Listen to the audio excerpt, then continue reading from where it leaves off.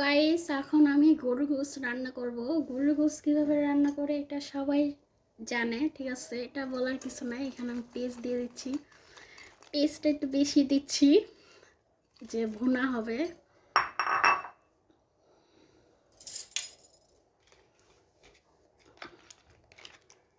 এখানে আদা রসুন দিয়ে দিচ্ছি, আদা রসুন 3 চামচ দিচ্ছি।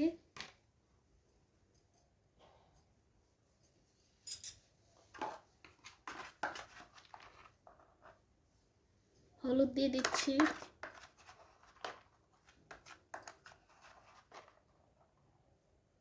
হলুদ 2 চামচের মতন দিয়ে দিচ্ছি।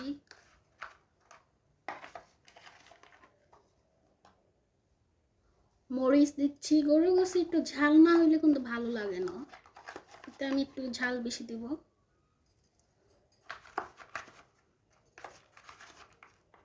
মরিচও দিয়ে দিলাম 3 চামচ। এখন দিব লবণ।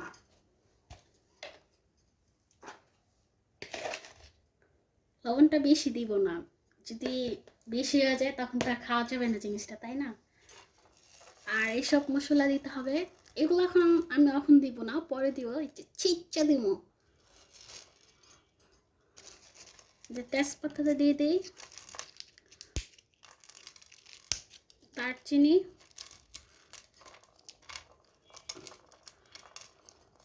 আর বাকি যে মশলাগুলো আছে সব আমি ছেড়ে দেব। জয়ফলটা দিয়ে দিই, জয়ফলটা দিয়ে দিলে গোশতটা তাড়াতাড়ি নরম হয়ে যাবে।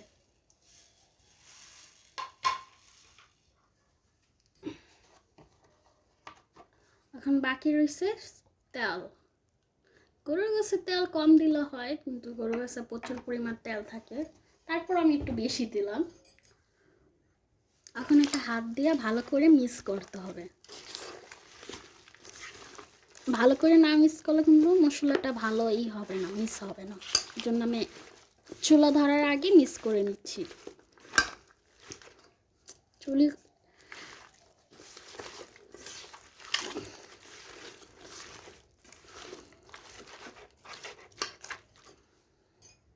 আমি কিন্তু গরুর গোশত চুলায় বসায় দিচ্ছি অলরেডি, ঠিক আছে। নিজে গরুর গোশত হয়ে যাচ্ছে, কি সুন্দর গরুর গোশত কলক আসছে। হয়ে যাবে, বেশি সময় লাগবে না গরুর গোশত এটা চুলায় হতে।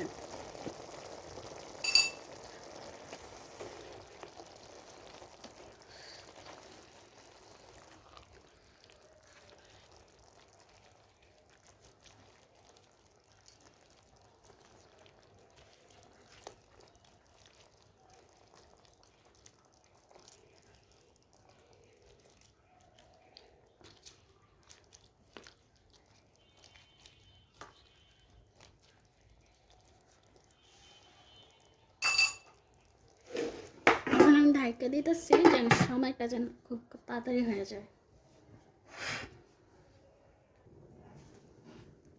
একটু লাড়া দিয়ে দিব, দেখি কি অবস্থা।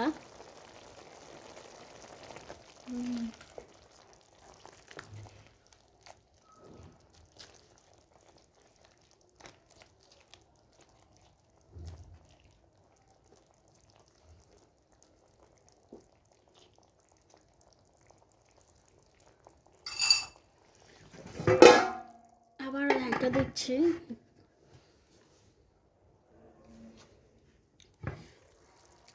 সুন্দর কষানো হয়ে গেছে। আগে থাকতে যে মশলাটা আমি দেখেছি ওগুলো তো আমি আস্তে দিই না, এখন ফাঁকি করে দিলাম। মশলা সব আইটেমের মশলা ফাঁকি করে দিলে গরু গোশতের যে ফ্লেভারটা আসে তরকারির, খেতে আরও ভালো লাগে।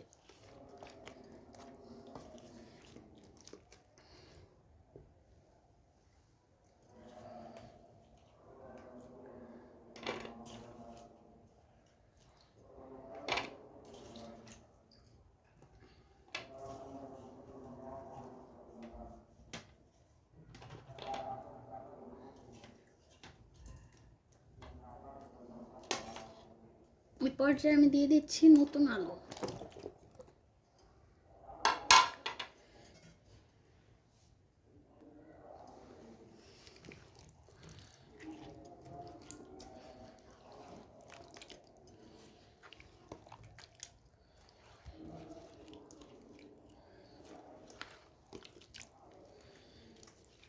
করে এখন মিক্স করে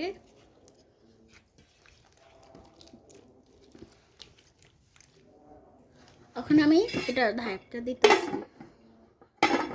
ঢাকনা দিয়ে ঢাকা দিচ্ছি। কি সুন্দর কালার চলে আসছে।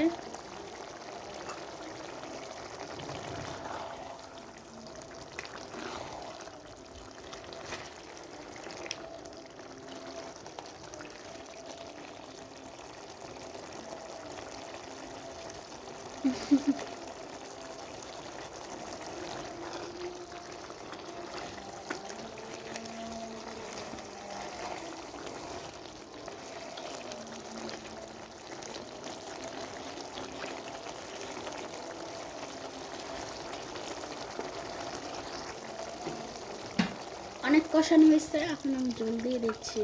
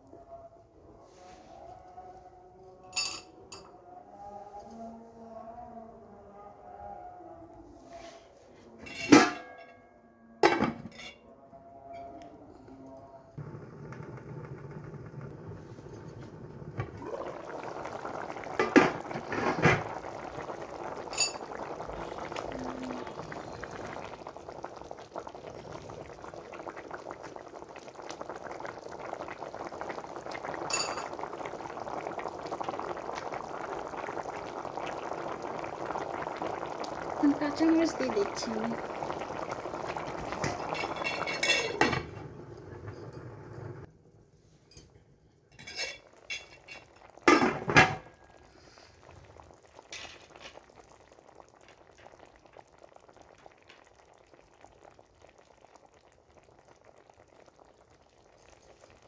এখানে আমি রসুন দিয়ে দিচ্ছি।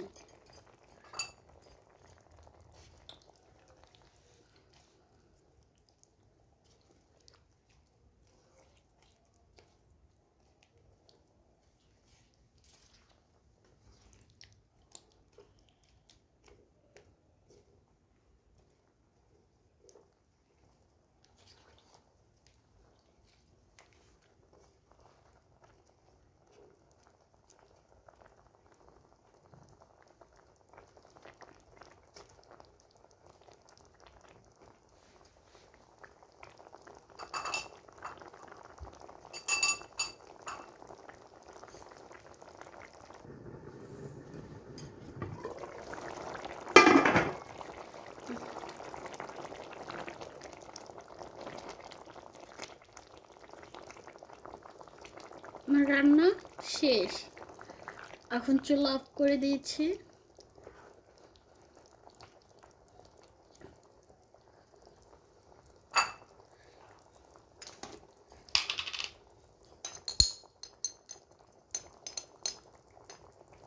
ভাজার জিরা দিয়ে দিচ্ছি।